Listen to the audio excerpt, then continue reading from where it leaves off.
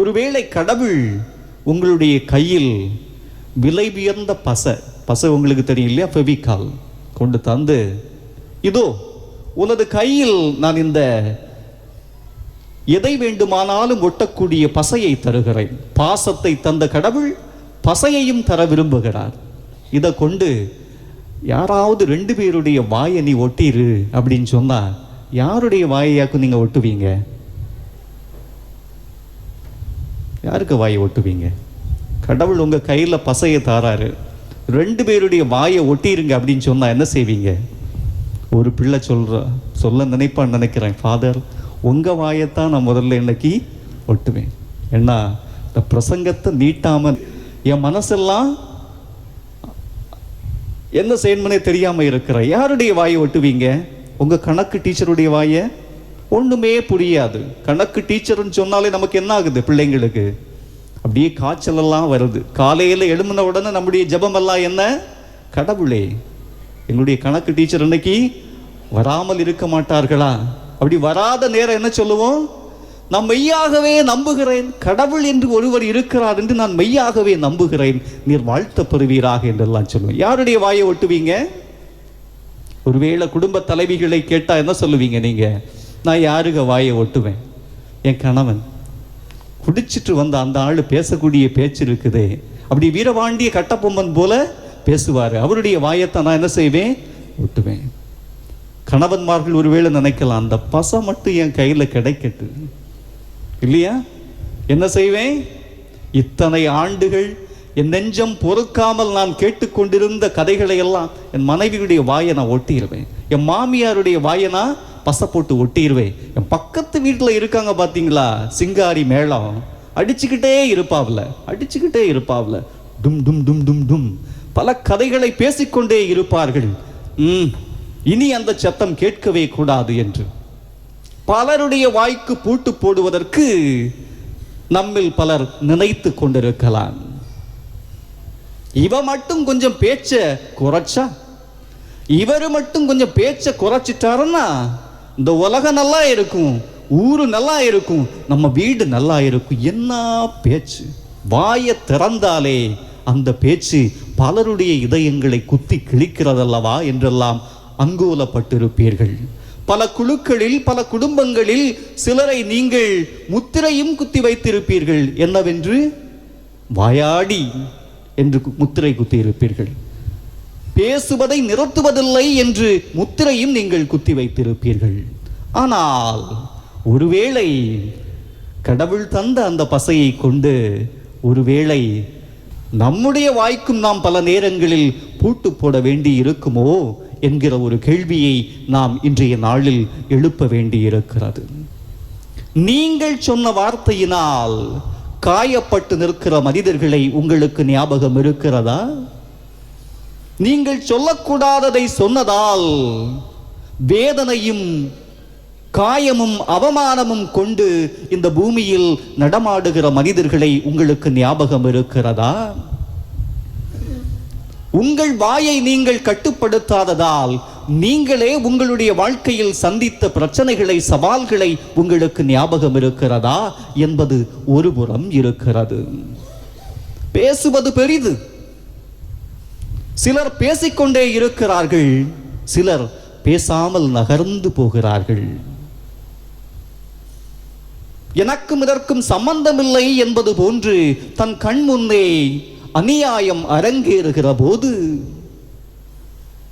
ஒரு ஆண் ஒரு பெண்ணை அடித்து துவைக்கிற போது, ஒரு குடும்பத்தில் பிரச்சனை நடக்கிற போது கண்டும் காணாமலும் எதுவும் சொல்லாமலும் நகர்ந்து செல்லக்கூடிய பல மனிதர்களையும் நாம் பார்த்து கொண்டுதான் இருக்கிறோம். அவர்கள் பேசுவதில்லை, பேச விரும்புவதுமில்லை. பேசினால் நான் பொறுப்பெடுக்க வேண்டும், பொறுப்பெடுப்பதற்கு நான் தயாராக இல்லை, என் குடும்பத்தின் பிரச்சனைகளே எனக்கு போதும் என்கிற மனநிலையில் பலர் நகர்ந்து போகிறார்கள். சொல்ல வேண்டியதை சொல்லாமல் பல மனிதர்கள் காணாமல் போய்விடுகிறார்கள். தங்களுடைய சுயநலத்தை முன்வைத்து பலரும் நகர்ந்து சென்று விடுவதையும் பார்க்கிறோம். ஆனால் தூய பேதுருவும் பவுலும் அவர்களுடைய வாழ்க்கையின் வழியாக நமக்கு உணர்த்துவது, பேச வேண்டியது பெரிது, பேச வேண்டியதை பேசுவது அதனினும் பெரிது என்பதை தூய பவுல் நமக்கு சொல்லித் தருகிறார். கலாத்திய திரு அவையில் தூய பேதுரு புறவினத்து மக்களோடு உறவாடி உணவு உண்டு உடன்பிறப்பு போல் வாழ்ந்து வருகிறார். ஆனால் யூதர்கள் வருகிறார்கள் என்று சொன்னவுடன் அவர் தன்னுடைய வாழ்க்கை முறையை மாற்றி அமைத்துக் கொள்ளுகிறார். கலாத்தியர் திருமுகத்தில் 2ஆம் அதிகாரத்தில் 14வது இறைவசனத்தில் தூய பவுல் அறிக்கையிடுகிறார், எல்லோருடைய முன்னிலையிலும் நான் சொல்ல வேண்டியதை கேட்க வேண்டியதை பேதுருவிடம் கேட்டேன் என்று சொல்லுகிறார். உண்மைக்கு புறம்பாக அவர் நடந்ததை, நற்செய்திக்கு ஏற்றபடி அவர் நடவாததை கண்டித்து எச்சரித்து நான் சொல்ல வேண்டியதை எல்லோருடைய முன்னிலும் நான் சொன்னேன் என்று சொல்லுகிறார் தூய பவுல். நாம் நம்முடைய வாழ்க்கையில் சொல்ல வேண்டியதை சொல்ல வேண்டும் என்பதை உணர்த்தி கொண்டிருப்பதை நாம் பார்க்கிறோம். பேசிக்கொண்டே இருந்தால் போதுமா? சின்ன வயசுல அம்மா என்று சொல்ல ஒவ்வொரு குழந்தையும் நாம் முயற்சிக்கிற போது, ஒவ்வொரு குழந்தையும் தொடங்குகிற போது அன்போடு இந்த உலகம் வரவேற்கிறது. ஆனால் வளர வளர, நாட்கள் நகர நகர என்ன ஒரு மனநிலைக்கு ஒரு மனிதன் சென்று விடுகிறான்? இவன் எப்போது தன்னுடைய பேச்சை நிறுத்துவான்? பேசிக்கொண்டே இருக்கிறாரே என்று ஒரு எண்ணம் தோன்றிவிடுகிறது.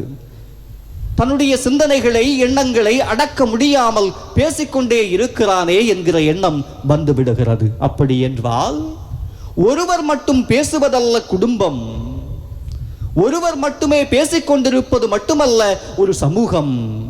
இங்கே 700 குடும்பங்கள் இருக்கிறீர்கள் என்றால் இந்த 700 குடும்பமும் பேச வேண்டும். எல்லோரும் பேசுவதே ஒரு இறைமக்கள் சமூகம் என்பதை நாம் முதன்மையாக நம் மனங்களில் பதியவிட வேண்டி இருக்கிறது. ஒரு குழுவாக நீங்கள் வருகிற போது, ஒரு அன்பியமாக நீங்கள் இணைந்து நிற்கிற போது, ஒரு குடும்பத்தில் ஒரு நிகழ்வுக்காக ஒன்றாக வருகிற போது ஒருவர் மட்டும் அங்கே பேசிக்கொண்டிருப்பதில் அல்ல, மற்றவர்களை பேசவிடாமல் இருப்பதிலும் அல்ல, அங்கே வந்திருக்கிற ஒவ்வொரு மனிதரையும் பேச வைப்பதும், அதற்கான சூழல்களை கொடுப்பதும், அவர்களுக்கான அங்கீகாரத்தை வழங்குவதும் தான் ஒரு திரு அவையின் இயல்பாக இருக்கிறது, ஒரு இறை மக்கள் சமூகத்தின் இயல்பாக இருக்கிறது என்பதை நாம் உள்வாங்க வேண்டி இருக்கிறது. அடுத்தவரை பேச விடுகிற போது ஒரு சமூகம் செவிமெடுக்க தொடங்குகிறது. எனவேதான் இன்றைய நாளில் நாம் இரண்டையும் இணைத்து பார்த்து கொண்டிருக்கிறோம். பேசுதல் பெரிது, செவிமெடுத்தல் அதனினும் பெரிது என்பதை நாம் இன்று இணைந்தே சிந்தித்துக் கொண்டிருக்கிறோம். யாருக்கு நீங்கள் செவிமெடுக்கிறீர்கள்? எப்போது நீங்கள் அடுத்த மனிதருக்கு திறந்த மனதோடு செவிமெடுத்திருக்கிறீர்கள்? உங்களுடைய மனம் எங்கே இருக்கிறது? அடுத்த மனிதன் தன் வேதனையை சொல்லுகிற போது, தன் கண்ணீரை கொட்டுகிற போது கடவுள் சொல்கிறாரே, என் மக்களின் கண்ணீரை நான் கண்டேன், அவர்களுடைய அழுகையை நான் கேட்டேன், அவர்களுடைய கூக்குரலை கேட்டேன் என்று சொல்கிறாரே, அதுபோல இந்த பகுதியில், இந்த பங்கு சமூகத்தில், உங்கள் குடும்பத்தில் யாருக்கு நீங்கள் திறந்த மனதோடு செவிசாய்த்து கொண்டிருக்கிறீர்கள்? யாருக்கு உங்கள் காதுகளை நீங்கள் கடன் கொடுத்திருக்கிறீர்கள் என்பதை ஒரு கேள்வியாக நாம் இன்று எழுப்ப வேண்டியிருக்கிறது. ஒரு வாயை கொடுத்த கடவுள் 2 காதுகளை தந்திருக்கிறார். நாம் எவ்வளவு பேசுகிறோமோ அதைவிட அதிகமாக அடுத்த மனிதருக்கு செவி சாய்ப்பதற்காக கடவுள் காதுகளை தந்திருக்கிறார். 2 காதுகளை தந்திருக்கிறார்.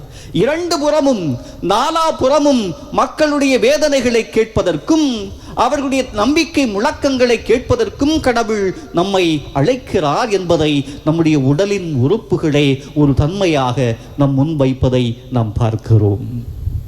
யாருக்கு நான் செவிமெடுப்பது? நான் யாருக்கு செவி கொடுக்கல. எல்லாரும் பேசுறத கேட்டு கேட்டுதானே என் வாழ்க்கை இப்படி இருக்கிறது. எல்லோரும் பேசுவதற்கு தலையாட்டித்தானே நான் தொலைந்து போயிருக்கிறேன் என்றெல்லாம் நீங்கள் வேதனைப்பட்டு கொண்டும் இருக்கலாம். ஆனால் முதலாக நாம் செவிமெடுக்க வேண்டியது யாருக்கு? ஒரு மனிதன் தன் உள்ளத்திற்கு செவி சாய்க்க வேண்டும். நாம் நம்முடைய உள்ளத்திற்கு செவி சாய்க்க வேண்டும். ஊருக்கு செவி சாய்க்கிறோம், உலகுக்கும் செவி சாய்க்கிறோம், இந்த ஊடகத்திற்கும் செவி சாய்க்கிறோம், இந்த உலகத்தில் நாம் காண்கிற எல்லா காட்சிகளுக்கும் செவி சாய்க்கிறோம். அதனால் நம்முடைய மனம் தொலைந்து சிதைந்து கிடப்பதை நாம் கண்கூடாக பார்க்கிறோம். என் மனம் என்னிடம் இல்லை, என் மனதில் என்ன இருக்கிறது, என்ன உணர்வுகள் இருக்கிறது, என்ன மாயங்கள் இருக்கிறது, என்ன காயங்கள் இருக்கிறது என்று எனக்கு எதுவுமே தெரியவில்லை என்று நாம் வேதனைப்பட்டு கொண்டிருக்கிறோம். உங்கள் உள்ளத்தை தொட்டு பாருங்கள், உங்கள் உள்ளத்தை கேட்டு பாருங்கள். நீங்கள் நலமாக இருக்கிறீர்களா? உங்கள் உள்ளத்தில் என்ன உணர்வுகள் இருக்கிறது என்பதை நீங்கள் கேட்டு தெரிந்து உணர்ந்து எத்தனை ஆண்டுகள் ஆகிறது? உங்கள் மனதில் என்ன ஓட்டம் இருக்கிறது என்பதை தேடி பார்த்து தட்டி பார்த்து உங்களுக்கு எத்தனை நாட்கள் ஆகிறது, மாதங்கள் ஆகிறது என்பதை நாம் கேட்டு பார்க்க வேண்டியிருக்கிறது. நம்முடைய உள்ளத்திற்கு நாம் செவி சாய்ப்பதில்லை. மனசாட்சியை தொலைத்த ஒரு பெருங்கூட்டம் மானுட சமூகமாக நகர்ந்து கொண்டே இருக்கிறது. மனசாட்சியை தொலைத்தவர்கள், உள்ளத்தை இழந்தவர்கள், இதயத்தை கடினப்படுத்தி கொண்டவர்கள், இதயத்தை கல்லாக்கி கொண்டவர்கள், மனங்களை மண்ணாக்கி கொண்டவர்கள் என்று மக்கள் கூட்டம் நகர்ந்து கொண்டே சென்று கொண்டிருப்பதை பார்க்கிறோம். யாருக்கு நான் செவி விடுப்பது? யாருக்கு நான் செவி கொடுப்பது? உனக்கு நீ முதலில் செவி கொடு. உன் உள்ளத்தை உற்று நோக்கி உன் உள்ளத்தில் எதிரொலிக்கின்ற குரலை நீ கேட்டு பார். அங்கே உண்மை ஊமையாகி கிடப்பதை நீ கண்டுகொள்வாய். உன் உள்ளத்தின் உணர்வுகளுக்கு நீ மதிப்பளித்து உன் உள்ளத்திற்கு நீ செவி கொடுப்பதை கடவுள் இன்று முதன்மையாக தருகிறார். தமஸ்கு நகரை நோக்கி சவுல் படையெடுக்கிறார். தனக்கு எல்லாம் தெரியும் என்கிற மமதை, தன்னுடைய உடலிலும் உள்ளத்திலும் ஒரு வேகம், தனக்கு தெரிந்ததை சொல்லி பலரை சிறைபிடிக்க வேண்டும், பலருக்கு புத்திமதி சொல்ல வேண்டும், பலரை தன் வழிக்கு கொண்டு வர வேண்டும் என்று அவர் குதிரையில் ஏறி வேகமாக சென்று கொண்டிருக்கிறார். படையெடுத்து செல்லுகிறார். பலரையும் சிறைபிடிப்பதற்காக சென்று கொண்டிருக்கிறார். ஆனால் தன் உள்ளத்தின் உணர்வுகளை தொலைத்தவராக அவர் காணப்படுகிறார். அவர் மக்களை எதிர்நோக்கி சொல்ல, மக்களை படைத்த கடவுள் அவரை எதிர்நோக்கி வருகிறார். சவுல் விழுந்து கிடக்கிறார். சில மனிதர்கள் எழுந்து கம்பீரமாக நிற்பதில் அல்ல, சில மனிதர்கள் விழுகின்ற போதுதான் உண்மையாகவே எழுகிறார்கள் என்பதற்கு சவுல் ஒரு மிகச்சிறந்த உதாரணம். சவுல் விழுந்ததால் தான் இன்று உலகம் மதிக்கக்கூடிய அளவுக்கு எழுந்து நிற்கிறார். விழுந்து கிடந்த போது திருத்தூதர் பணிகள் நூல் 9ஆம் அதிகாரம் 9வது இறைவசனம் சொல்லுகிறது, அவர் பார்வையற்றிருந்தார். நீ பார்த்த காட்சிகள் எல்லாம் போதும், அந்த காட்சிகளை கண்டு உன்னை உயர்ந்தவனாக நீ நினைத்ததும் போதும், உன் கம்பீரம் போதும், உன் கங்கணம் போதும், உன் கௌரவம் போதும், உன்னுடைய மனநிலையில் இருக்கக்கூடிய அந்த ஆணவம் போதும் என்பதை கடவுள் சொல்லி பார்வையற்றவராக இருக்கிறார். அடுத்ததாக சொல்லப்பட்டிருக்கிறது, பசி இல்லை, தாகமும் இல்லை. 3 நாட்கள் சவுல் யாரோடும் உறவாடவும் இல்லை, உண்ணவும் இல்லை, உறங்கவும் இல்லை, குடிக்கவும் இல்லை, பார்க்கவும் இல்லை, கேட்கவும் இல்லை, பேசவும் இல்லை என்பதை பார்க்கிறோம். ஒரு மனிதன் இந்த உலகத்தில் இருக்கிற சத்தங்களை எல்லாம் மூடுகிற போது தன் உள்ளத்தை உற்று நோக்க பார்க்கிறான். அந்த 3 நாள் உள்ளத்தில் அவள் இருந்த அந்த தவம்தான் இன்று அவரை தவத்தின் தவமாய் மாற்றி இருக்கிறது என்பதுதான் ஒரு மாபெரும் உண்மை. சவுல் பவுலாக உருவெடுக்கிறார். எப்போது? புத்தகங்களை புரட்டியதால் அல்ல, வானத்தை அண்ணாந்து பார்த்ததால் அல்ல, உடலின் ஆற்றல் கொண்டவராக அல்ல, உயர்ந்த குடும்பத்தில் பிறந்தவராக அல்ல, உயர் படிப்புகளை படித்தவரால் அல்ல, மாறாக உள்ளத்தை உற்று நோக்கியதால், உள்ளத்திற்கு செவி சாய்த்ததால் சவுல் பவுலாக உருவெடுக்கிறார். ஆக செவிமெடுத்தல் என்பது உங்களில் இருந்து தொடங்க வேண்டும், உங்கள் உள்ளத்தில் இருந்து தொடங்க வேண்டும். உங்கள் உள்ளத்தின் உணர்வுகளை, உள்ளத்தில் உறைந்து கிடக்கக்கூடிய உண்மைகளை, ஊமையாகி போன தருணங்களை எல்லாம் கிளரை பார்த்து கிள்ளி பார்த்து அந்த உள்ளத்தில் இருந்து பெருக்கெடுக்கிற உண்மைகளை இந்த உலகக்கு நீங்கள் வெளிச்சமாக்க வேண்டும். உள்ளத்திற்கு செவி சாயுங்கள், உங்களோடு பேசுங்கள். பலரோடு பேசிய நாட்கள் போகட்டும், அதை தொடருங்கள். ஆனால் உங்களில் உங்கள் உள்ளத்தில் பேசுவதை ஒருபோதும் நிறுத்தி விடாதீர்கள். இதுதான் செவிமெடுத்தலின் முதல் பகுதியாக இருக்கிறது. இரண்டாவதாக, உங்களோடு உடனிருப்பவர்களுக்கு செவி சாயுங்கள். நான் எதுக்கு செவி சாய்க்கணும்? நான் தான் ரொம்ப படிச்சிருக்கிறேனே, என் குடும்பம் தான் பெருசாச்சே, எனக்கு பணம் இருக்கிறது, பகட்டு இருக்கிறது, என்னிடம் அதிகாரம் இருக்கிறது, நான் சொல்ல நீ கேளு.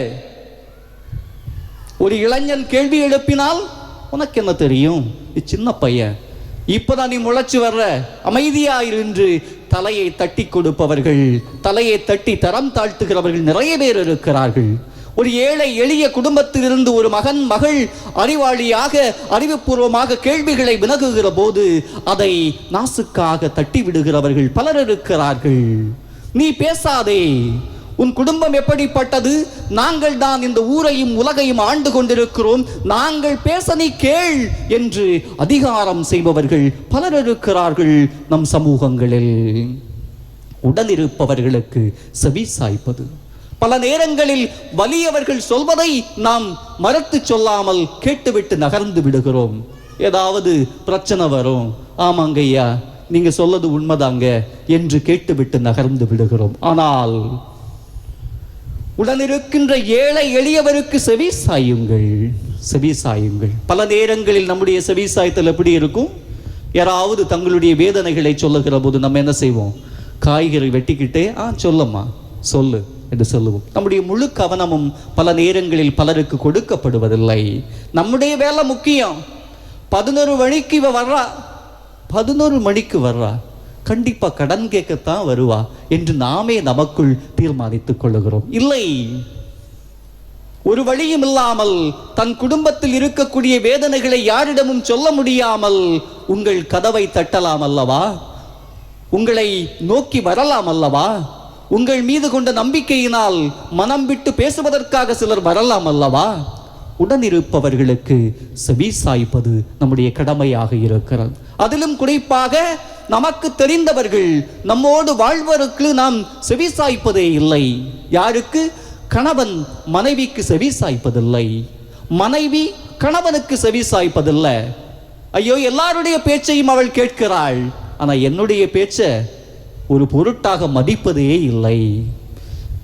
பெற்ற பிள்ளைகள் பெற்றோருடைய பேச்சை கேட்பதே இல்லை. நண்பர்களுடைய பேச்சை அவர்கள் உயர்வாக பார்ப்பார்கள், ஆனால் பெற்றோருடைய பேச்சை ஒரு பொருட்டாக அவர்கள் பார்ப்பதே இல்லை.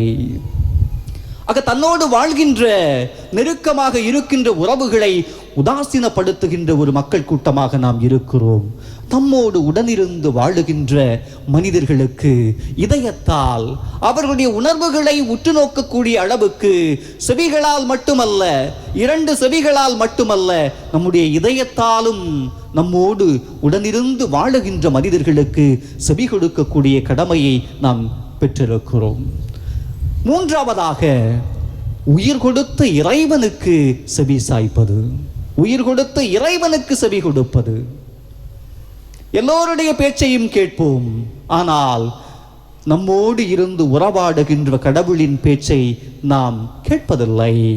அவருக்கு நமக்கு இடமில்லை. ஆலயத்திற்கு வந்தாலும் நம்முடைய நினைவுகள் எல்லாம் பல மைல் தூரம் கடந்திருக்கிறது. நாம் நம்முடைய கனவுகளில் பறந்து கொண்டிருக்கிறோம். நமக்கு என்ன வேண்டும்?